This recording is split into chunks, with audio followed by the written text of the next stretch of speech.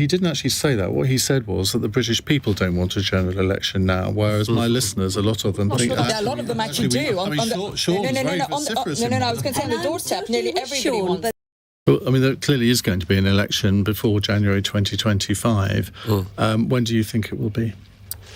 Well, the rumours I'm hearing is that it could be rolled up into May next year, or it could be autumn. Those are the two dates, and it changes every week almost as to which one of those it would be. I doubt whether even Rishi Sunak has got the faintest idea. But he said yesterday morning there will not be a general election anytime soon. He was very definitive about that. But then lots of people say that. He wants to give himself as much time as possible, right, to get on the front foot, and obviously right now they are not on the front foot. No, he didn't actually say that. What he said was that the British people don't want a general election now, whereas my listeners, a lot of them think... a lot of them actually do. I was going to say on the doorstep, nearly everybody wants them. But this is the thing with Rishi Sunak. He makes up facts all the time. Like he said, we've taken control of inflation, we've done this, and none of it is factually based. And well, inflation is coming down. But it isn't down at the level.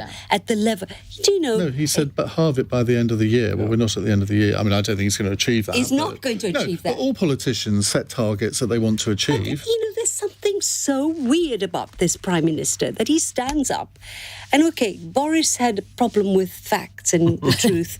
But I tell you, Rishi Sunak has a whole lot of other problems with facts and the truth. He doesn't... Are you genuinely saying to me that Labour aren't going to introduce a meat tax?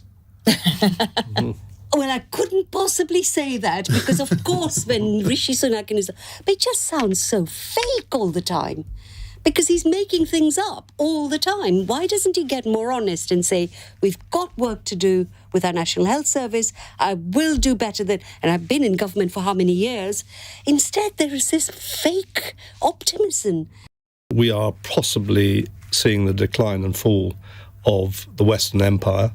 I've just come back from Bangladesh, second fastest growing economy in the world.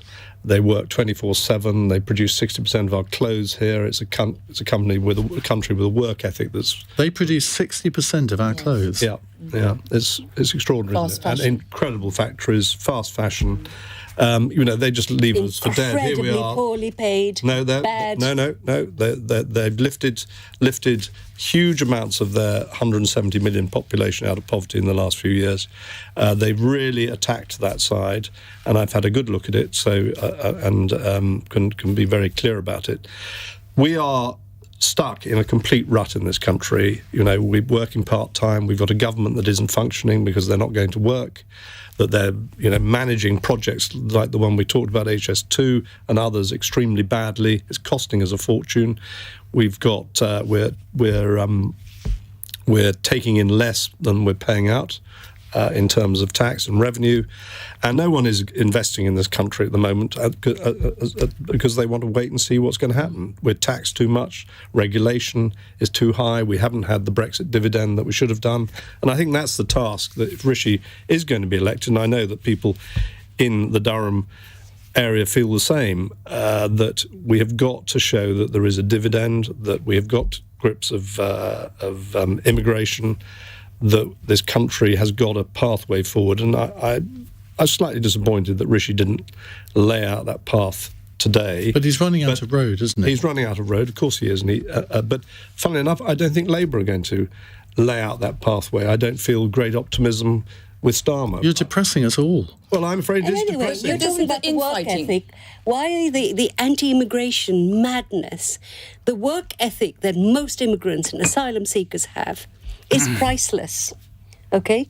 Why is there this complete madness about, we don't want one more migrant is the end of this country, when you said earlier the work ethic is what we need?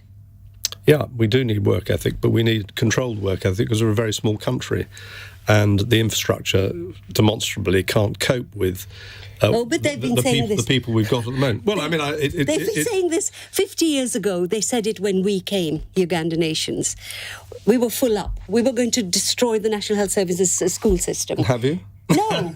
Now they love us. Because we got millionaires. I've got a lot of Uganda nation friends. But not me. But if you get back to the conference this week, the infighting or the posturing for leadership was quite staggering. Was it? Because Actually, I have to say, I don't think... Were you there? No. Listening to people, I was going to say that some of the people who were sending messages back to me saying that, for example, it's the briefing, the fringe events were better attended than the main halls. They always are, because nobody goes to the main hall anymore. But no, because I've been at conference at all of them in my time. But the fact that it was really visible that people were talking about what happens next. I think they were. I do agree with the thing. As some people were, it was probably a little bit more under the radar, but I think people were talking about the only one that I think was overtly making a leadership pitch was Suella Braverman. Yeah, no. I know the others, Suella was. I don't think Kemi Badenoch did. I don't think Penny Mordaunt did. Well, Liz Truss is never going to be back. She's not going to be back. I can assure you of that. No, but I think the most interesting thing about Liz Truss will be who she backs, because she sacked both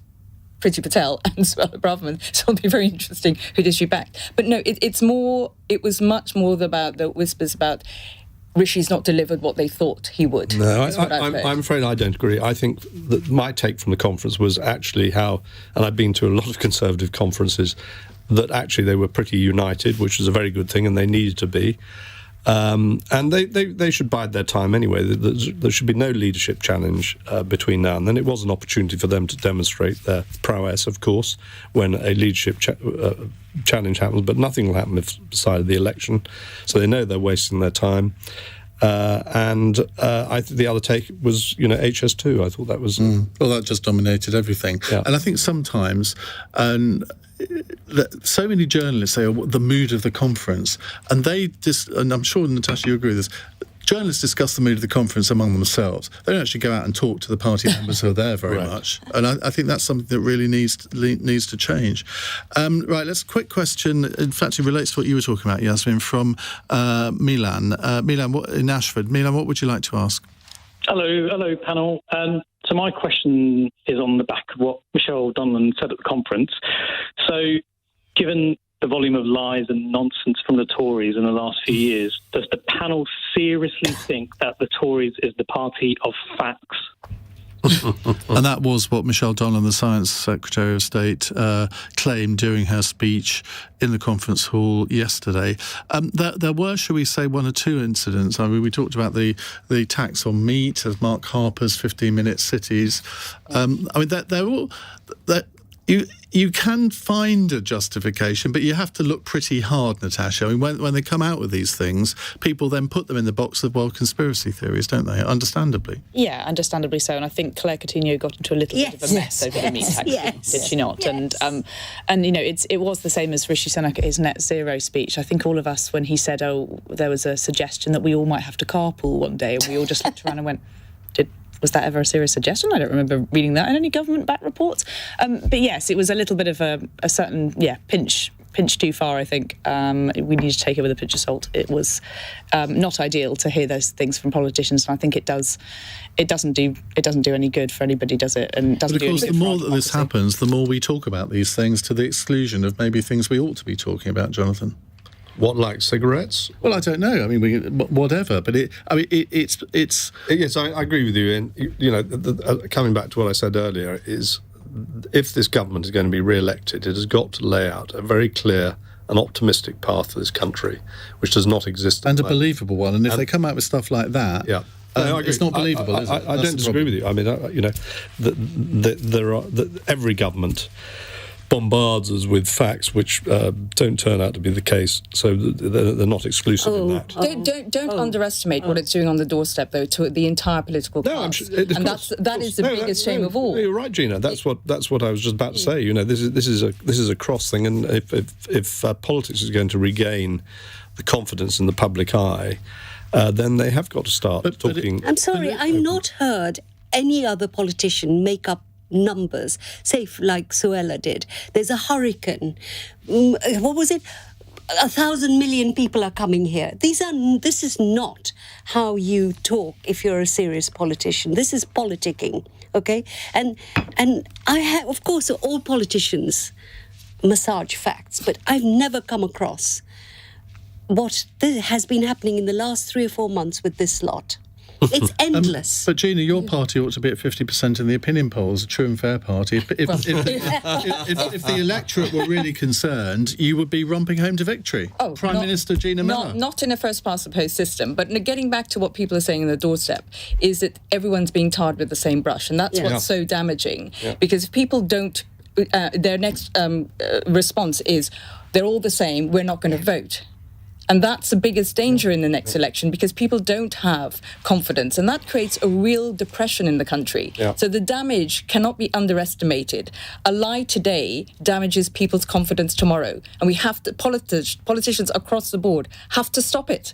Have to stop it now.